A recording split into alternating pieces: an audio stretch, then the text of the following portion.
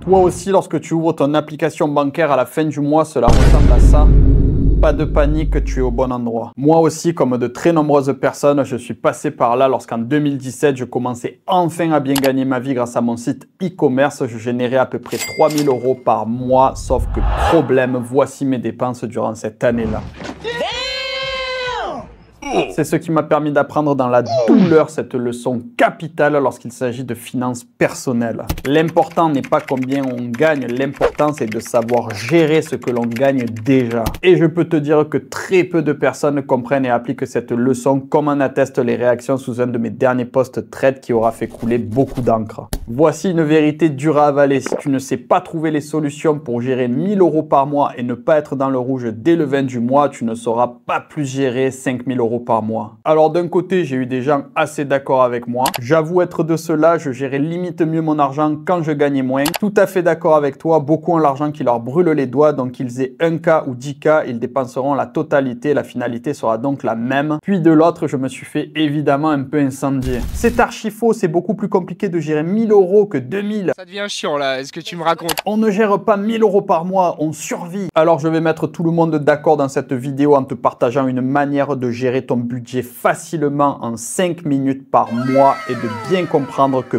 peu importe le montant d'argent que tu gagnes aujourd'hui, l'important est de savoir bien le gérer si tu veux pouvoir un jour t'enrichir. PS, avant que je te délivre ma pépite, pense à t'abonner à ma chaîne si tu veux pouvoir mieux gérer tes finances personnelles et vivre une vie riche et inspirante. Je publie une vidéo par semaine minimum sur ce sujet. Toi et ton compte en banque ne veulent pas la rater. Comme je te le disais précédemment, si tu es mal à l'aise avec l'argent aujourd'hui, ce n'est absolument pas à cause du montant que tu gagnes, mais c'est surtout dû à la mauvaise gestion de ce montant. Ça tombe bien, pour t'aider à gérer ton budget, laisse-moi te présenter une règle qui revient sans cesse sur la table de tous les experts en finances personnelles, la règle 50-30-20.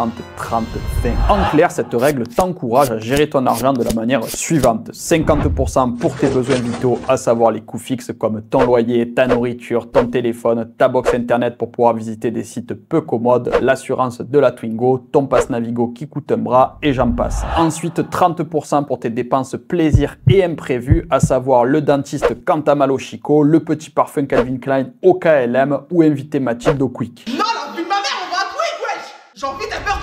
Et enfin 20% pour tes économies, épargne de précaution, investissement, etc. Bref, constituer ton pécule que tu planqueras sous le matelas. Jusqu'à là, tu me suis, Jean-Louis. Problème, bon nombre de gens me disent, comme tu as pu le voir sur mon trade, qu'une fois les coûts fixes payés, il ne leur reste plus que leurs yeux pour pleurer, il n'y a ni plaisir ni économie qui soit. Voici donc une vérité pour toi si tu es dans ce cas précis. Tu vis au-dessus de tes moyens. Je sais, c'est dur à entendre, mais c'est la vérité. Tu vis dans un quartier trop cher, une surface trop chère, tu roules dans une voiture trop chère, tu manges des aliments trop chers, tu utilises un téléphone trop cher et tu peux continuer avec toutes les choses que tu as en ajoutant le mot trop cher à la fin. C'est le problème que je vois revenir le plus sur la table des gens mal à l'aise avec l'argent, c'est qu'ils confondent besoin et envie. En clair, ces gens me disent dépenser 95% dans leurs besoins vitaux, sauf que dans leurs besoins vitaux, je vois passer un iPhone 16 Pro Max, 2 Uber Eats par semaine, supplément sauce samouraï et 4 abonnements de plateformes de streaming. Donc avant même de penser à cette règle des 50-30-20, tu dois absolument passer par la case suivante. À chacune de tes dépenses, te demander est-ce que j'en ai besoin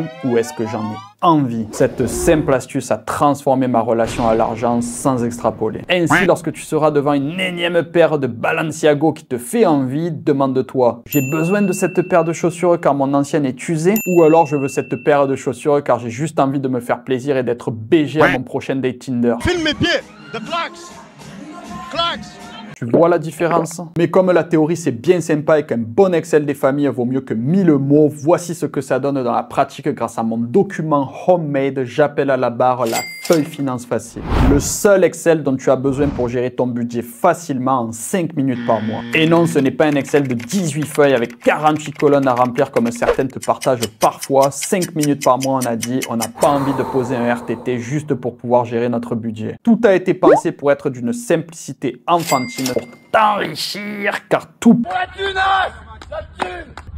PS, mais pourquoi un bête Excel alors qu'aujourd'hui il existe des applications ou des sites spécialisés pour gérer son budget? Car rien ne remplace la simplicité et la fiabilité d'Excel. Les autres outils sont souvent des usines à gaz payantes, qui plus est pouvant se faire délister du jour au lendemain et ainsi voir toutes tes données supprimées. Allez, on le remplit ensemble avec ma situation personnelle plus vraie que nature. C'est parti. On commence toujours par rentrer ce que l'on gagne afin de dispatcher son argent correctement dès le premier du mois. Ça, c'est une erreur que font beaucoup de gens, qui est de dépenser d'abord puis voir ensuite combien il leur reste. C'est vraiment la pire erreur, soit dit en passant. En ce moment, je me verse 3000 € par mois. Je suis entrepreneur et comme tu le sais probablement, en tant qu'entrepreneur, tu ne te verses pas chaque euro que tu gagnes, sinon oublie de développer ton entreprise. Tu peux également rentrer toute autre source de revenus comme APL, immobilier ou quoi que ce soit. Personnellement, en ce moment, mis à part des investissements qui prennent en valeur, je n'ai pas de rentrée additionnelle. Je laisse donc 3000 €. À ce moment précis, tu vois que sur le côté, automatiquement, deux petits camemberts sont apparus, les filous. Le premier correspond tout simplement à la règle générale dont je t'ai parlé précédemment, qui est notre étoile du Nord, ce dont on doit se rapprocher. C'est-à-dire que pour 3000 € de revenus, je suis censé avoir 1500 € de coûts fixes, 900 € d'imprévus / plaisir et 600 € qui partent sous le matelas. Juste en dessous, on va avoir notre propre règle qui se met à jour elle aussi automatiquement sans rien avoir à toucher en fonction des données que l'on va rentrer ensuite, à savoir les coûts fixes ou communément appelés les besoins vitaux. Me concernant, loyer moins 630 €, électricité je suis environ à moins 100 €, eau moins 10 €, jardinier moins 30 €, ce qui fait d'ailleurs 760 € TTC pour une maison de 150 mètres carrés, 3 chambres, 3 salles de bain. Welcome to Thailand, boys!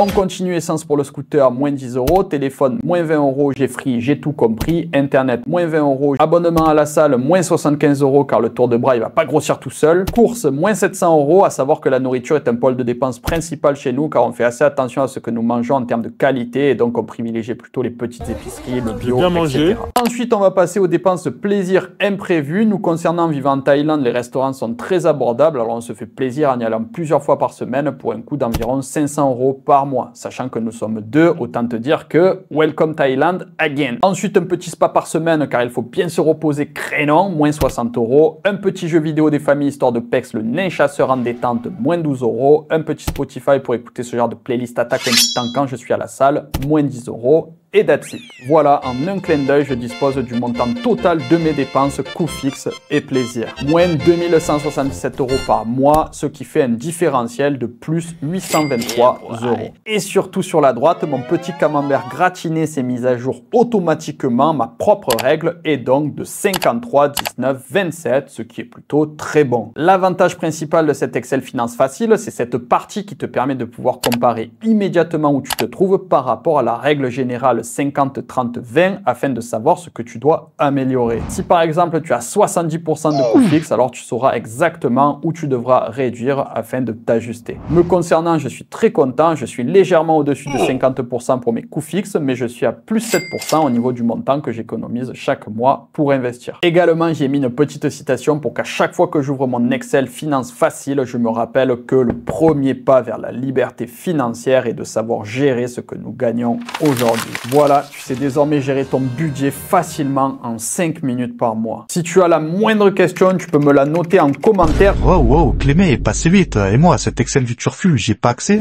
Mais bien évidemment, tu connais la maison, jamais le bec dans l'eau, je ne te laisse. Tu peux y accéder en cliquant sur le premier lien dans la description gratuitement et je te le fais péter directement dans ta boîte email. N'oublie pas de le télécharger en cliquant sur fichier / enregistrer en tant que feuille de calcul afin qu'il devienne tien et que tu puisses le modifier en le conservant sur internet. Maintenant que tu sais quoi faire pour gérer ton budget facilement, il te reste à savoir comment en faire une habitude solide. Ça tombe bien, je te laisse avec cette vidéo où je t'y présente une routine facile à mettre en place dès lors que tu touches ton salaire ou un revenu quelconque.